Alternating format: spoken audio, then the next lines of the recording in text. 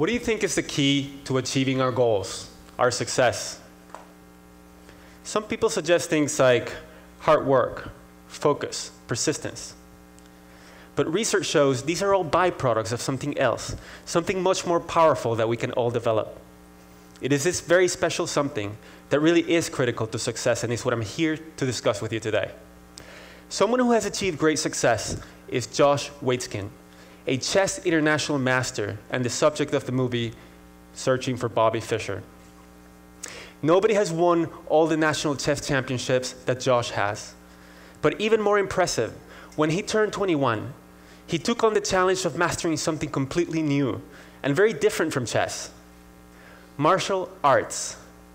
He realized that he had learned how to grow and succeed, and he could apply that understanding to other domains. And so, he devoted himself relentlessly to Tai Chi Chuan. And after lots of hard work, many failures, and some broken joints, he became a great martial artist, and he won 2 world championships. Now he's off to jiu-jitsu. So what does Josh say is the greatest thing that ever happened to him? Believe it or not, he says, losing my first national chess championship, because it helped me avoid many of the psychological traps.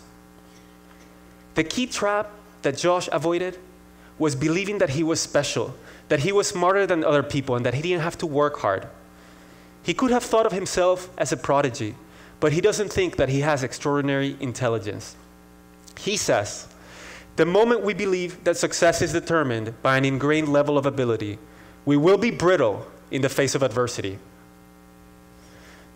Josh often quotes Stanford professor Carol Dweck, who discovered that some people see intelligence or abilities as fixed, what is called a fixed mindset, while other people see them, as Josh does, as qualities that can be developed, a growth mindset. More important, Dr. Dweck discovered that these 2 different mindsets lead to very different behaviors and results. In a study she did with Dr. Lisa Blackwell, several hundred 7th graders were surveyed to determine which mindset each student had, and then they were tracked for 2 years. Results showed that the students with a growth mindset, those who thought they could change their own intelligence, increased their grades over time, while those with a fixed mindset did not. You can see the trend. The gap in performance just widens and widens over time. The difference between these 2 groups? A different perspective on intelligence. Other studies have shown similar effects for our mindset about other abilities, like problem solving, playing sports, managing people, or anything else you'd like. Dancing la Macarena. The key to success is not simply effort or focus or resilience, but it is the growth mindset that creates them. The mindset itself is critical. Research shows that when we directly try to build grit or persistence, it is not nearly as effective as addressing the mindset that underlies them. How many of us think of ourselves as not math people, or creative, or sociable, or athletic, or conversely, that we're naturals? If we're to fulfill our potential, we have to start thinking differently. We have to realize that we're not chained to our current capabilities. Neuroscience shows that the brain is very malleable, and we can change our own ability to think and to perform. In fact, many of the most accomplished people of our era were thought of by experts to have no future. People like Charles Darwin, Lucille Ball, Marcel Proust, and many others. But they, along with all great achievers, from Mozart to Einstein, built their abilities. But the key insight that I would like you to walk away with today is that when we realize that we can change our own abilities, when we have a growth mindset, we bring our game to new levels. So how does a growth mindset do that? It turns out that there are physiological manifestations to mindset. Brain scans show that for people with a fixed mindset, the brain becomes most active when receiving information about how the person performed, such as a grade or a score. But for people with a growth mindset, the brain becomes most active when receiving information about what they could do better next time. In other words, people with a fixed mindset worry the most about how they're judged, while those with a growth mindset focus the most on learning. There are other consequences of mindset. People with a fixed mindset see effort as a bad thing, something that only people with low capabilities need, while those with a growth mindset see effort as what makes us smart, as the way to grow. And when they hit a setback or failure, people with a fixed mindset tend to conclude that they're incapable. So to protect their ego, they lose interest or withdraw. We observe that as lack of motivation, but behind it is a fixed mindset. Whereas people with a growth mindset understand that setbacks are part of growth. So when they hit one, they find a way around it, like Josh Waitzkin did when he lost in chess or in martial arts. Research clearly shows these effects of mindset. In one study that Dr. Dweck did with Dr. Claudia Mueller, they had children do a set of puzzles. And then they praised the kids. To some of the kids, they said, wow, that's a really good score. You must be smart at this.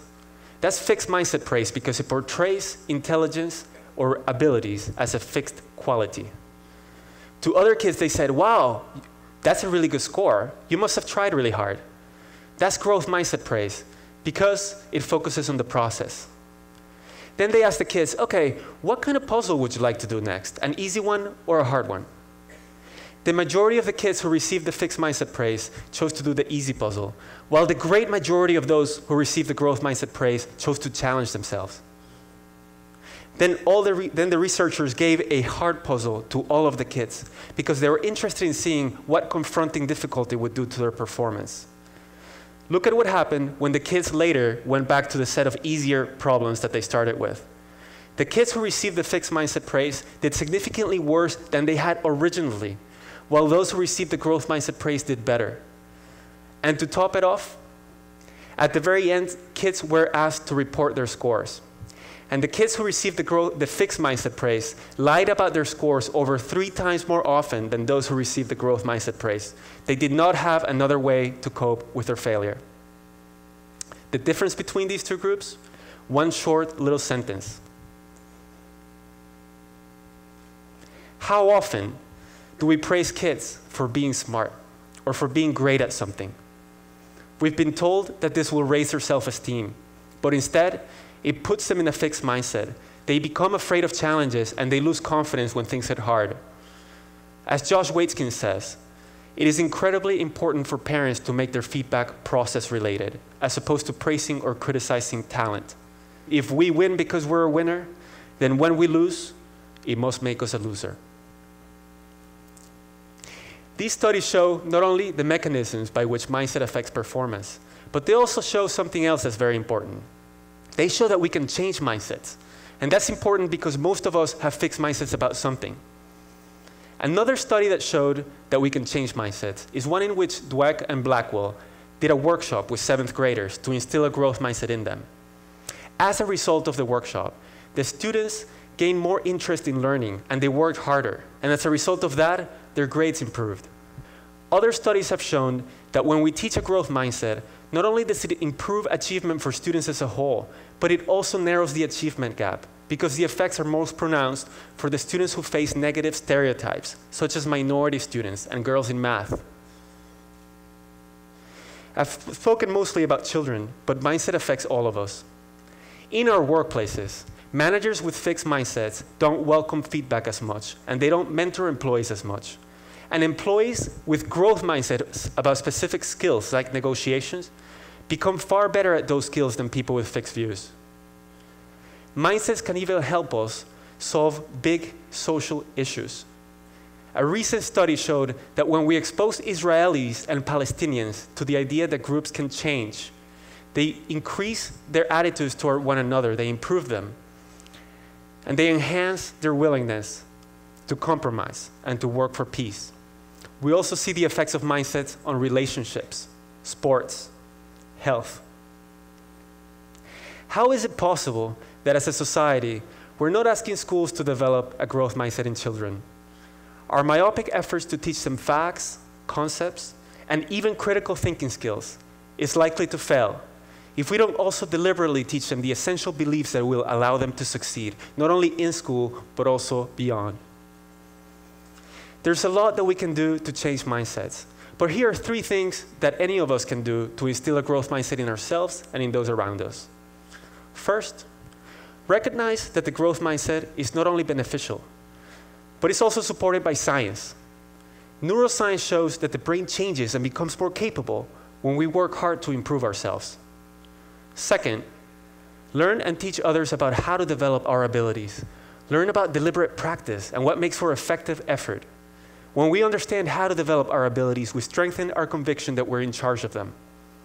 And third, listen for your fixed mindset voice.